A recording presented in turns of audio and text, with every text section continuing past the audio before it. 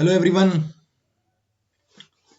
Today I am going to start one of the most important chapter, that is DPSPs, Directive Principles of State Policy. This chapter is very important for both UPSC and state PCS. So without wasting our time, let's start this chapter.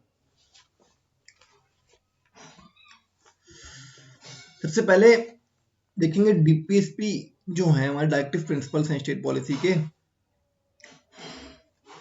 ये हमारे constitution के part 4 में आते हैं। ये हमारे constitution के part 4 में आते हैं फ्रॉम आर्टिकल 36 टू 51। ठीक है,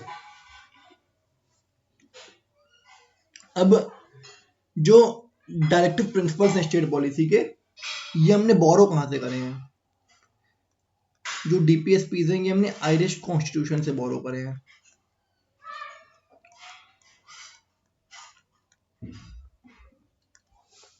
ठीक है, और ये कुछ फैक्ट्स हैं वो पता होने चाहिए। डॉक्टर बी आर अम्बेडकर साहब ने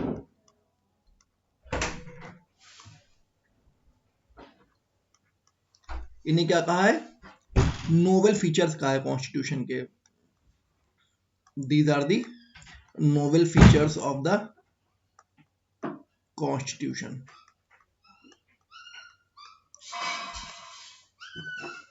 ठीक है, एंड जो ग्रेविन ऑस्टीन है,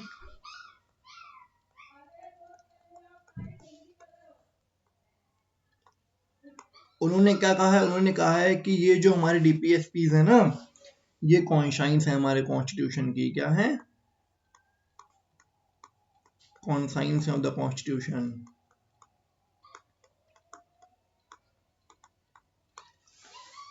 ठीक है, तो ये तो कुछ बेसिक पार्ट है क्या कि हमारे ये पार्ट 4 में कॉन्स्टिट्यूशन के from article 36 to article 51।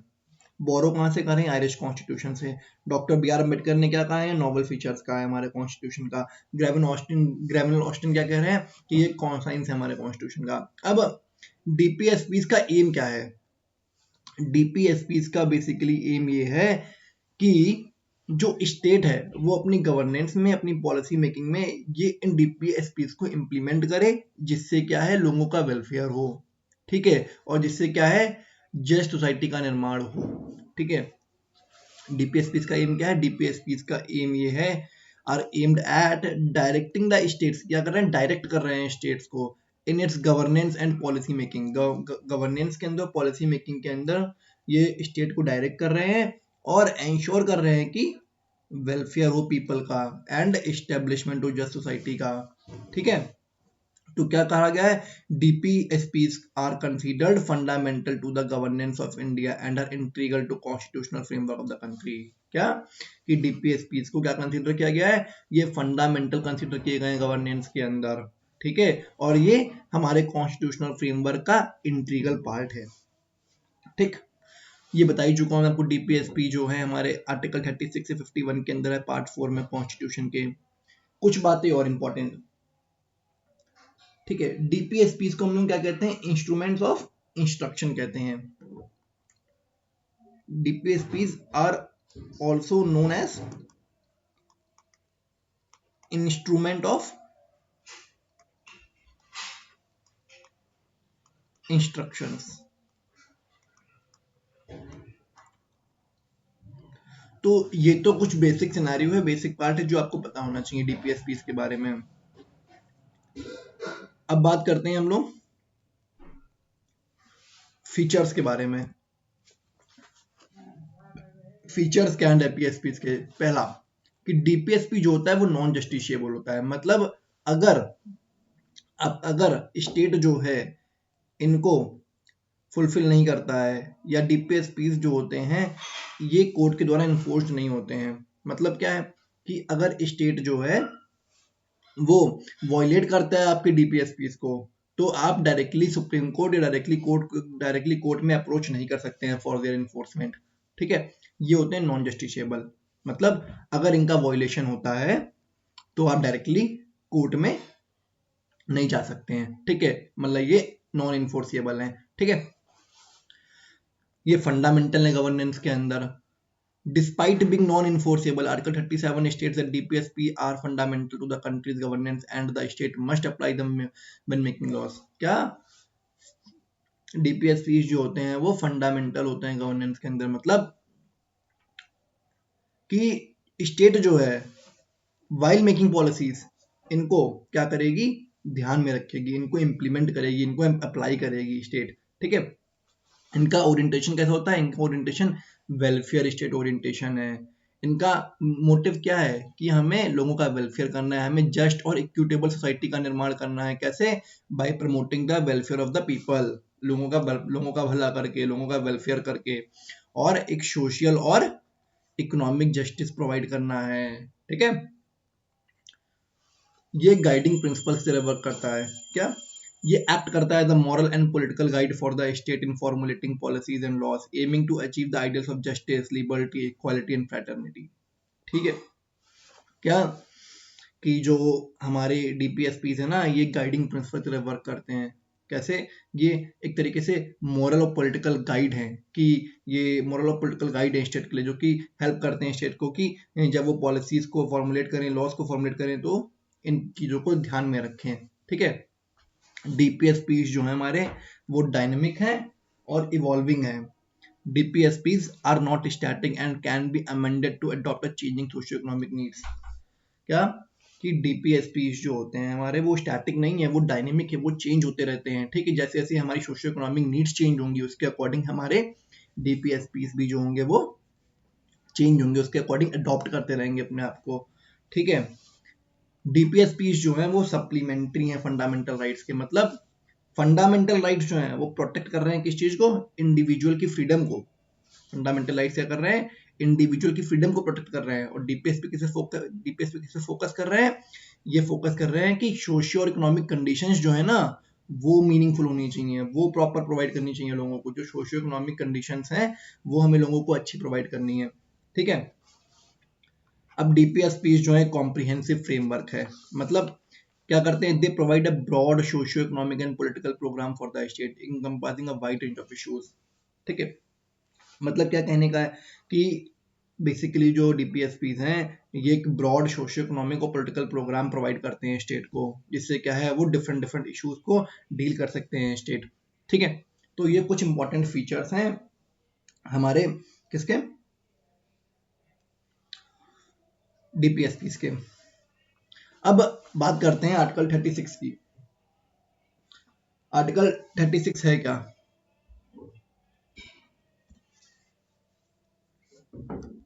Article 36 जो है ना, उसमें डेफिनेशन दे रखी है किसकी, स्टेट की, डेफिनेशन ऑफ स्टेट। अब यहां पे जो डेफिनेशन स्टेट की है ना, वो बिल्कुल सिमिलर है to article 12 of the constitution. जो फंडामेंटल राइट में हमने आर्टिकल 12 पढ़ा था ना, जो वहां पे डेफिनेशन दी स्टेट की, बिल्कुल सिमिलर डेफिनेशन यहाँ पे है स्टेट की। स्टेट क्या क्या है,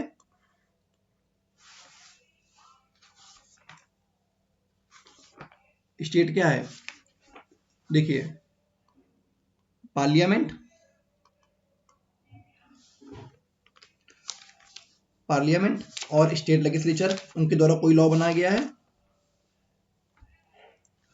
पार्लियामेंट एंड स्टेट लेजिस्लेचर के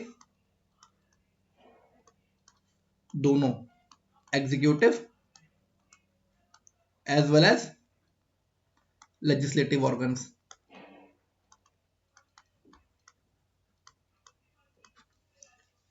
ठीक है, ठीक।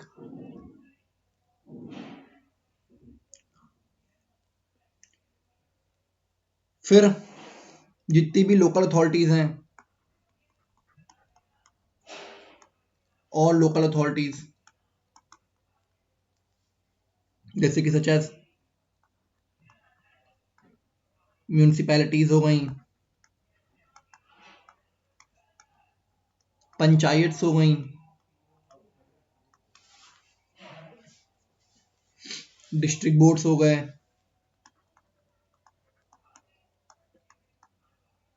और इम्प्रूवमेंट ट्रस्ट हो गई। ये सब क्या है हमारे स्टेट की डेफिनेशन के अंदर आता है। और क्या है स्टेट डेफिनेशन में? All other authorities, all other authorities that is जिनका स्टैट्यूटरी या जैसे कि जो भी स्टैट्यूटरी या नॉन स्टैट्यूटरी अथॉरिटीज हैं हमारी, वो भी इसके अंदर आएंगी। Like LIC, ONGC, SAIL etcetera, ये सब हमारा आता है स्टेट की डेफिनेशन के अंदर।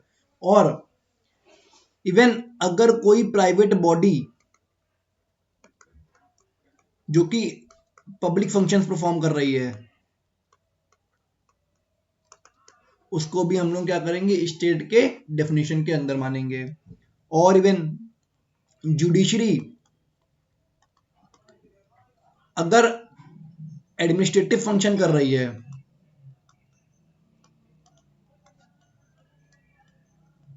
तो वो स्टेट है, जुडिशियल कर रही है तो वो स्टेट नहीं है। तो ये था हमारा आर्टिकल 36। अब बात करते हैं हम लोग, देखिए DPSP जो है ना, उनका हम लोगों ने क्लासिफिकेशन कर रखा है 3 तरीकों से। बट ये जो क्लासिफिकेशन है ना, ये हमारे कॉन्स्टिट्यूशन में कोई क्लासिफिकेशन नहीं है। हम लोग अपने कंफर्ट के लिए कि जिससे क्या है इजीली पढ़ सकें, उसके लिए हम लोग ने DPSP को 3 तरीकों से क्लासिफाई कर रखा है, 3 कैटेगरीज में क्लासिफाई कर दिया है, ठीक है। बट कॉन्स्टिट्यूशन में ऐसा कोई क्लासिफिकेशन नहीं है। तो हम लोग 1 बाई 1 एक एक कैटेगरी को उठाएंगे, सारे आर्टिकल्स पढ़ेंगे इंपॉर्टेंट, ठीक है। 3 कैटेगरीज हैं, एक है सोशलिस्टिक प्रिंसिपल्स, एक है गांधीयन प्रिंसिपल्स, एक है लिबरल और इंटेलेक्चुअल प्रिंसिपल्स। 3 कैटेगरीज में बांट रखा है, सोशलिस्टिक प्रिंसिपल्स, गांधीयन प्रिंसिपल्स और लिबरल एंड इंटेलेक्चुअल प्रिंसिपल्स। ये कैटेगरीज हैं, ये क्लासिफिकेशन है DPSP का। अब हम लोग बात करते हैं किसकी? सोशलिस्टिक प्रिंसिपल्स के बारे में। देखिए जो सोशलिस्टिक प्रिंसिपल्स है ना, इनका एम क्या है? सोशलिस्टिक प्रिंसिपल्स का एम ये है कि हमें इस्टेब्लिश करनी है मोर equitable and just society bye promoting social and economic welfare and reducing disparities among citizens. क्या करना है? सोशलिस्टिक प्रिंसिपल्स का एम ये है कि हमें मोर इक्विटेबल सोसाइटी का निर्माण करना है जिसमें इनइक्वालिटी कम हो, ठीक है। जस्ट सोसाइटी का निर्माण करना है, सोशियो इकोनॉमिक वेलफेयर करना है, लोगों का जो डिस्पैरिटीज हैं वो कम करना है सिटीजन्स के बीच में, ठीक है। तो ये है हमारा सोशलिस्टिक प्रिंसिपल का एम। अब बात करते हैं इसके अंदर आर्टिकल्स कौन कौन से हैं। आर्टिकल 38 क्या कहता है? कॉन्स्टिट्यूशन का article 38, the state shell strive to promote the welfare of the people by securing and protecting a social order, by ensuring social, economic and political justice, and by minimizing inequalities in income, status, facilities and opportunities। क्या है कि state जो है उसको promote करना चाहिए, किसका? State जो है उसको लोगों का वेलफेयर प्रमोट करना चाहिए। कैसे करेगा? By securing and promoting a social order, social order को प्रोटेक्ट करके उसको सिक्योर करके उससे लोगों का भला करना चाहिए स्टेट को, ठीक है। वो कैसे करेगा? बाय इंश्योरिंग सोशल और इकोनॉमिक और पॉलिटिकल जस्टिस, लोगों को सोशल, इकोनॉमिक और पॉलिटिकल जस्टिस प्रोवाइड करके स्टेट जो है लोगों का भला करेगा। और जो इनइक्वालिटीज है इनकम के अंदर, स्टेटस के अंदर, फैसिलिटीज के अंदर, अपॉर्चुनिटीज के अंदर, उसको कम करना होगा, उसको मिनिमाइज करना होगा। ये कहता है आर्टिकल हमारा 38। क्या कह रहा है आर्टिकल 38? कि स्टेट जो है उसको लोगों का वेलफेयर करना चाहिए by ensuring social, economic and political justice, लोगों को सोशल, इकोनॉमिक और पॉलिटिकल जस्टिस प्रोवाइड करना है और जो इनइक्वालिटीज हैं उसको मिनिमाइज करना है, इनकम स्टेटस में, फैसिलिटीज में एंड अपॉर्चुनिटीज में, ठीक। अब बात करते हैं हम लोग आर्टिकल 39 के बारे में। आर्टिकल 39 क्या कहता है? The state shell in particular direct it's policies toward securing. क्या 39 क्या कह रहा है कि हमें लोगों को adequate means of livelihood provide करना है, जो ओनरशिप है कंट्रोल है मटेरियल रिसोर्सेज का वो इस मैनर में ऑर्गेनाइज्ड हो कि कॉमन गुड को सर्व करे। ठीक है, क्या 39 क्या कह रहा है कि हमें लोगों को एक तो पहला adequate means of livelihood provide करना है सभी सिटीजन्स को, दूसरा जो ओनरशिप है और जो कंट्रोल है मटेरियल रिसोर्सेज का वो हमें इस तरीके से ऑर्गेनाइज करना है कि जो कॉमन गुड है वो सर्व हो सके। ठीक है, हमें ये अवॉइड करना है कि कंसंट्रेशन ना हो वेल्थ का, कंसंट्रेशन ना हो वेल्थ का कुछ ही लोगों के हाथों में। ठीक है, equal pay for equal work की बात करता है for both men and women. ठीक है, चाहे महिला हो चाहे पुरुष हो, हर किसी के लिए हमें इक्वल पे करना है, हर किसी को इक्वल पे करना है इक्वल वर्क के लिए। ठीक है, फिर क्या कह रहा है कि जो वर्कर्स हैं उनकी स्ट्रेंथ उनकी हेल्थ को प्रोटेक्ट करना है हमें। ठीक है, ये ध्यान देना है कि चाइल्डहुड और यूथ जो है वो एक्सप्लॉइट ना हो। ये सब सोशलिस्टिक प्रिंसिपल्स हैं। सोशलिस्टिक प्रिंसिपल्स का इनका एम क्या है कि लोगों का भला करना है, सोशियो इकोनॉमिक वेलफेयर को प्रमोट करना है, इनक्वालिटी को रिड्यूस करना है, यही तो सोशलिस्टिक प्रिंसिपल्स का एम है। अब बात करते हैं हम लोग आर्टिकल 41 के बारे में। आर्टिकल 41 क्या कहता है? To secure the right to work, to education and to public assistance in case of unemployment, old age, sickness and disability. ठीक है, क्या कि हमें लोगों को राइट टू वर्क प्रोवाइड करना है, एजुकेशन प्रोवाइड करनी है, पब्लिक असिस्टेंस प्रोवाइड करनी है। किन केस में? अगर लोग अनएम्प्लॉयड हैं, ओल्ड एज में लोग हैं, सिक हैं, डिसेबिलिटी से कोई है, कोई डिसेबल पर्सन है, तो उसको क्या करना है? हमें उसको वर्क प्रोवाइड करना है, उसको एजुकेशन प्रोवाइड करनी है, उसको पब्लिक असिस्टेंस प्रोवाइड करनी है। ठीक है, जिससे क्या है उसका वेलफेयर हो सके। तो ये कहता है हमारा आर्टिकल 41। अब बात करते हैं हम लोग आर्टिकल 42 के बारे में। आर्टिकल 42 क्या कहता है? The state shall make provisions for securing just and human conditions for work and for maternity relief। क्या कि स्टेट जो है ना वो ऐसे प्रोविजंस बनाए, स्टेट जो है वो ऐसे प्रोविजंस बनाए जिससे क्या है जो कंडीशंस है वर्क की वो ह्यूमैन होनी चाहिए, मतलब वो अच्छी कंडीशंस होनी, जस्ट एंड ह्यूमन कंडीशंस होनी चाहिए वर्क के लिए। हमें मैटरनिटी रिलीफ प्रोवाइड करना चाहिए फीमेल्स को। ठीक है, अब बात करते हैं आर्टिकल 43 के बारे में। आर्टिकल 43 क्या कहता है? The state shall endeavour to secure to all workers a living wage and decent standard of life. State को क्या करना चाहिए? स्टेट को ये सिक्योर करना चाहिए कि वो सभी वर्कर्स जो हैं उनको एक डिसेंट स्टैंडर्ड ऑफ लाइफ और एक लिविंग वेज प्रोवाइड कर सकें, जिससे क्या है वो अपनी लाइफ को प्रॉपरली जी सकें। ठीक है, एक decent standard of life provide करनी है, जिससे क्या है वो लोग अपना घर चला सकें, अपना लाइफ को सर्वाइव कर सकें, सर्वाइवल कर सकें अपना। ठीक है, बट जैसा हमको पता है कि डीपीएसपी जो होते हैं वो नॉन जस्टिशिएबल होते हैं नेचर के अंदर। ठीक है, अब बात करते हैं हम लोग आर्टिकल 43 ए के बारे में। आर्टिकल 43 ए क्या कहता है हमारा? आर्टिकल 43 ए ये कहता है the state shall take steps to secure the participation of workers in management of industries. क्या कि स्टेट को ऐसे स्टेप्स लेने चाहिए जिससे क्या है जो इंडस्ट्रीज में लोगों का पार्टिसिपेशन जो है वर्कर्स का वो बढ़े। ठीक है, ठीक। और ये जो है आर्टिकल 43 ए इसको ऐड किया गया था 42nd कॉन्स्टिट्यूशनल अमेंडमेंट एक्ट 1976 के थ्रू। क्या आर्टिकल 43 ए को ऐड किया गया था through 42nd constitutional amendment act 1976। ठीक, अब बात करते हैं आर्टिकल 47 के बारे में। 47 क्या कहता है? To raise the level of nutrition, to raise the level of nutrition and the standard of living of people to improve public health. क्या कि हमें मतलब स्टेट को क्या करना चाहिए? पब्लिक हेल्थ को इंप्रूव करने के लिए जो लोगों का स्टैंडर्ड ऑफ लिविंग है ना उसको इंप्रूव करना चाहिए, उसको बढ़ाना चाहिए, जो लेवल ऑफ न्यूट्रिशन है उसको बढ़ाना चाहिए। अगर ये बढ़ेगा तो क्या होगा?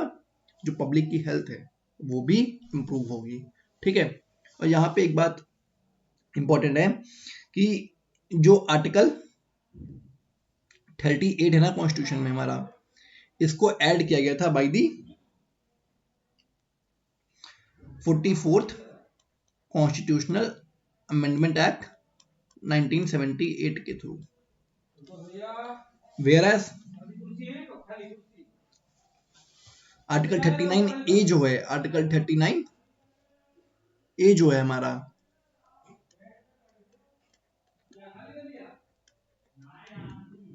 उसको ऐड किया गया था हमारा 42nd कॉन्स्टिट्यूशनल अमेंडमेंट एक्ट 1976 से। आई थिंक स्लाइड से मिस है वो आर्टिकल, मैं आपको बता देता हूँ आर्टिकल 39 ने क्या कहता है। आर्टिकल 39 ये कहता है कि हमें फ्री लीगल एड प्रोवाइड करनी है पुअर्स को, free legal aid to poors, provide free legal aid to poors, ठीक है, ये आर्टिकल 39 ए कहता है। तो ये हमारे कुछ सोशलिस्टिक प्रिंसिपल्स हैं। अब बात करते हैं हम लोग किसकी, गांधीयन प्रिंसिपल्स के बारे में। गांधीयन प्रिंसिपल्स हैं। अब गांधी जी की आइडियोलॉजी क्या होगी, इनका एम क्या होगा कि जो सोशल जस्टिस है उसको प्रमोट कर सकें, डिसेंट्रलाइजेशन लेके आ सकें, सेल्फ सफिशिएंसी पे ध्यान दें, मोरल गवर्नेंस पे ध्यान दें, ठीक है। तो ये सब गांधीयन फिलोसफी है। गांधी आइडियोलॉजी क्या कहती है कि भाई हमें सेंट्रलाइजेशन नहीं होने देना है, डिसेंट्रलाइज करना है पावर को, हम सेल्फ सफिशिएंट होने चाहिए, गवर्नेंस मोरल गवर्नेंस होनी चाहिए हमारी, ठीक है। तो क्या कर रहे हैं क्या स्टेट को डायरेक्ट कर रहे हैं ये। तो आर्टिकल 40 क्या कहता है हमारा, जस्ट वेट,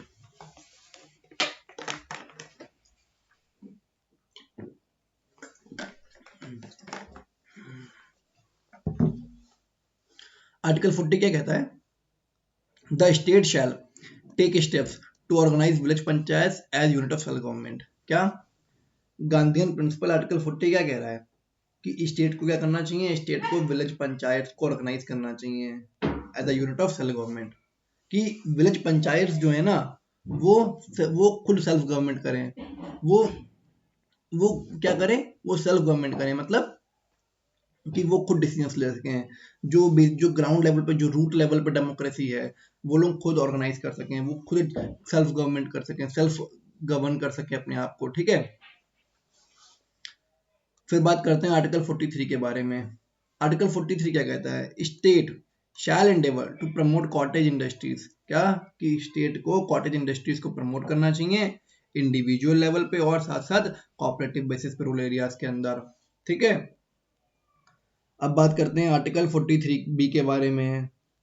आर्टिकल 43 बी ये कहता है कि हमें जो कोऑपरेटिव सोसाइटीज हैं उनको प्रमोट करना चाहिए, उनका फॉर्मेशन करना चाहिए, उनके ऑटोनोमस फंक्शनिंग को प्रमोट करना चाहिए, ठीक है, उनको democratic control and professional management provide करना चाहिए, ठीक है। तो आर्टिकल 43 किसके लिए है, कोऑपरेटिव सोसाइटीज के लिए। इसको ऐड किया गया था हमारे कॉन्स्टिट्यूशन के अंदर 97th कॉन्स्टिट्यूशनल अमेंडमेंट एक्ट 2011 के थ्रू, ठीक। अब बात करते हैं आर्टिकल 46 के बारे में।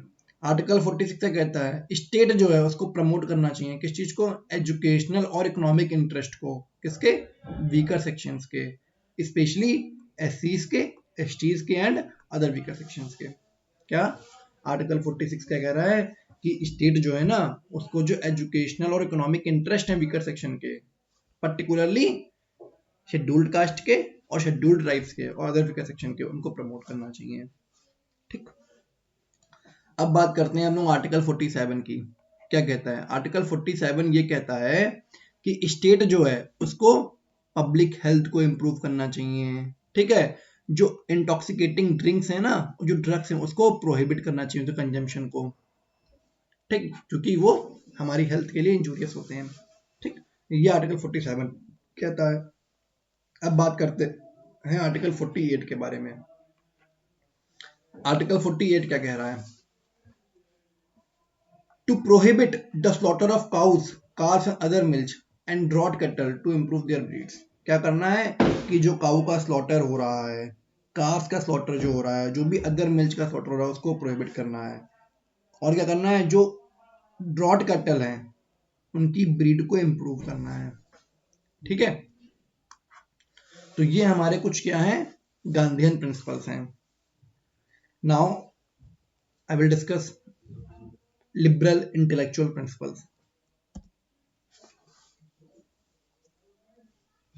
लिबरल इंटेलेक्चुअल प्रिंसिपल्स का बेसिकली ये जो है आइडियोलॉजी जो है रिप्रेजेंट करती है किस चीज को, लिबरलिज्म को, उदारवादी विचारों को, ठीक है, उदार बुद्धिजीवी विचारों को, ठीक है।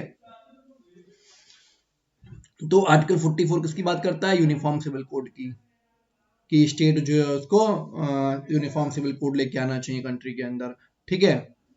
आर्टिकल 45 क्या कहता है कि हमें अर्ली चाइल्डहुड केयर और एजुकेशन प्रोवाइड करनी है सभी चिल्ड्रंस को until the age of 6 year, ठीक है। इसको ऐड किया गया था किसके through, 86th constitutional amendment act 2002 के थ्रू, ठीक। आर्टिकल 48 क्या कहता है कि हमें एग्रीकल्चर एनिमल हस्बेंड्री को ऑर्गेनाइज करना है मॉडर्न साइंटिफिक लाइंस के ऊपर, क्या, कि हमें एग्रीकल्चर और एनिमल हस्बेंड्री को ऑर्गेनाइज करना है मॉडर्न और साइंटिफिक लाइंस के ऊपर, ठीक है। आर्टिकल 48 ए क्या कहता है, आर्टिकल 48 क्या कहता है कि हमें प्रोटेक्ट करना है, इम्प्रूव करना है हमारे इन्वायरमेंट को, सेफ गार्ड करना है हमारे फॉरेस्ट को, वाइल्ड लाइफ को हमारी कंट्री के, ठीक है। ये कहता है हमारा आर्टिकल 48 ए। आर्टिकल 49 क्या कहता है, हमें प्रोटेक्ट करना है हमारे मॉन्यूमेंट्स को, हमारी प्लेस ऑफ आर्टिस्टिक को, हमारे हिस्टोरिक इंटरेस्ट को, ठीक है।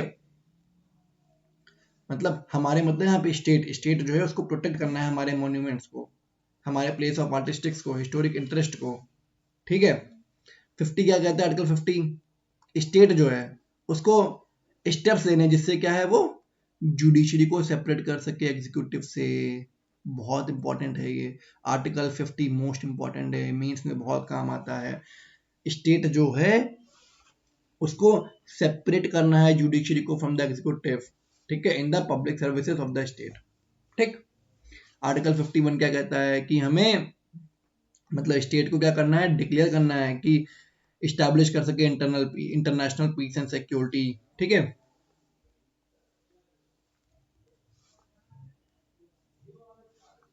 तो ये जो थे हमारे कुछ लिबरल और इंटेलेक्चुअल प्रिंसिपल्स थे। अब बात करेंगे हम लोग कुछ अमेंडमेंट्स जो हैं, वैसे मैं जनरली बता चुका हूँ आपको अमेंडमेंट्स, बट एक बार आप ओवरव्यू कर लीजिए फिर से इसको।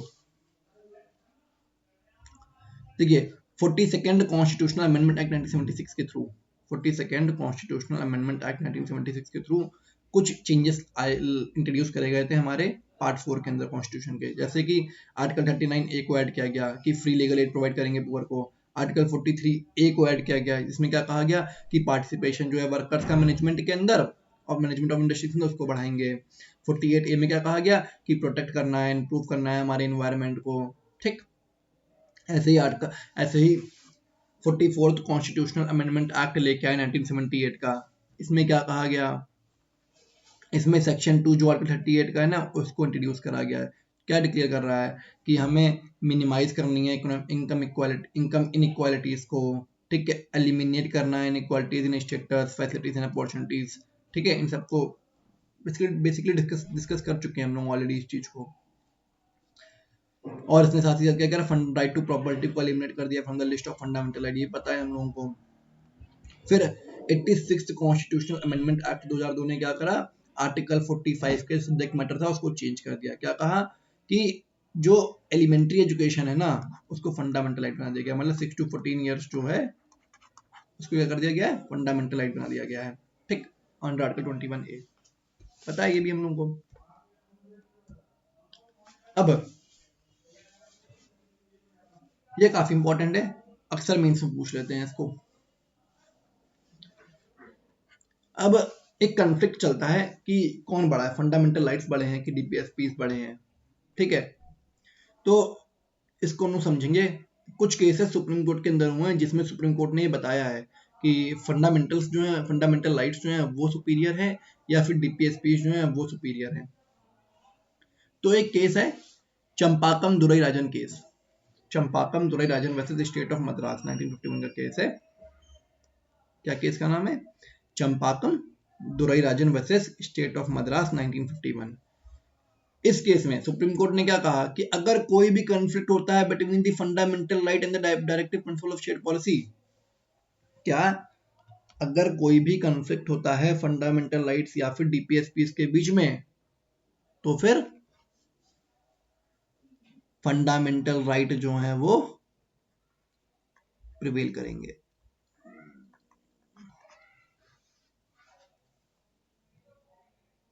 इसका मतलब क्या हुआ कि डीपीएसपी जो है वो एज अ सब्सिडरी रन करेंगे फंडामेंटल राइट के, मतलब फंडामेंटल राइट्स जो है वो सुपीरियर हैं as comparison to DPSP. In the Champakam Dorairajan versus state of Madras case, supreme court ruled that in case of any conflict between the fundamental right and the DPSP, अगर कोई conflict होता है between the fundamental right and DPSP, then fundamental rights would prevail. ठीक, तो ये क्या declare कर रहा है? ये डिक्लेयर कर रहा है कि डीपीएसपी जो है उनको एज सब्सिडरी वर्क करना पड़ेगा टू द फंडामेंटल राइट्स। ठीक है, और साथ में क्या कहा इन्होंने, it also held that the fundamental right could be amended by parliament by enacting constitutional amendment act. क्या कहा? चंपाकम दुरायोजन केस में सुप्रीम कोर्ट ने यह कहा कि फंडामेंटल राइट को अगर पार्लियामेंट चाहे तो अमेंड कर सकती है by enacting constitutional amendment act. Constitutional amendment के थ्रू अगर पार्लियामेंट चाहे तो फंडामेंटल राइट को अमेंड भी कर सकती है। फिर आता है एक और केस, बहुत इंपॉर्टेंट केस है, Golaknath case. Golaknath versus state of Punjab 1967 का केस है। क्या केस का नाम है? Golaknath versus state of Punjab 1967। इस केस में सुप्रीम कोर्ट क्या डिक्लेयर करता है? That fundamental right could not be amended by the parliament even for implementation of directive principles. क्या सुप्रीम कोर्ट अपनी जजमेंट को ओवर रूल कर रहा है यहाँ पे? क्या कह रहा है कि फंडामेंटल राइट जो है ना उसको पार्लियामेंट अमेंड नहीं कर सकता है कॉन्स्टिट्यूशनल अमेंडमेंट के थ्रू। क्या फंडामेंटल राइट्स को पार्लियामेंट जो है वो अमेंड नहीं कर सकता है, चाहे उसको डीपीएसपी को इंप्लीमेंट ही क्यों ना करना हो। ठीक है, तो ये जो बेसिकली यहाँ पे जो गोलकनाथ में जो इन्होंने जजमेंट दी सुप्रीम कोर्ट ने, ये कॉन्ट्रडिक्टरी थी किसकी स्टेटमेंट के? शंकरी प्रसाद केस के, जो 1951 का केस है, जो 1951 का केस शंकरी प्रसाद केस। फिर आता है मोस्ट लैंडमार्क जजमेंट। क्या नाम है केस का? Kesavananda Bharati versus state of Kerala 1973। Kesavananda Bharati case 1973 का। इसमें क्या करती है सुप्रीम कोर्ट? इसमें सुप्रीम कोर्ट जो है, जो उसका गोलकनाथ केस का जजमेंट है ना 1967 वाला, उसको ओवर रूल्ड करती है और कहती है क्या कि पार्लियामेंट चाहे तो अमेंड कर सकती है कॉन्स्टिट्यूशन के किसी भी पार्ट को, but without alter it's basic structure. यहाँ पे जो सुप्रीम कोर्ट है ना वो बेसिक स्ट्रक्चर डॉक्ट्रिन को इंट्रोड्यूस करता है। क्या कहता है कि पार्लियामेंट चाहे तो किसी भी पार्ट को कॉन्स्टिट्यूशन के अमेंड कर सकता है, but it can not alter basic structure. But basic structure violate नहीं होना चाहिए कॉन्स्टिट्यूशन का। दस राइट टू प्रॉपर्टी आर्टिकल 31 में जो था ना उसको एलिमिनेट कर दिया गया from the list of fundamental rights. फिर आता है एक और केस, मिनरवा मिल्स केस 1980 का। इसमें सुप्रीम कोर्ट रिएट्रिएट करता है, फिर से दोहराता है इस बात को कि पार्लियामेंट चाहे तो किसी भी पार्ट के कॉन्स्टिट्यूशन को अमेंड कर सकती है, बट बेसिक स्ट्रक्चर डॉक्ट्रिन को अल्टर नहीं कर सकती है, नहीं चेंज कर सकती है। ठीक है, तो ये कुछ हमारा इंपॉर्टेंट केसेस है जो कि मेंस में बहुत काम आएंगे। ठीक है, अपनी आंसर को अच्छा रखने के लिए। तो हमारा डीपीएसपी चैप्टर जो है वो कंप्लीट हो चुका है। नेक्स्ट हम लोग डिस्कस करेंगे fundamental duties. So please like share subscribe my channel. Thank you everyone.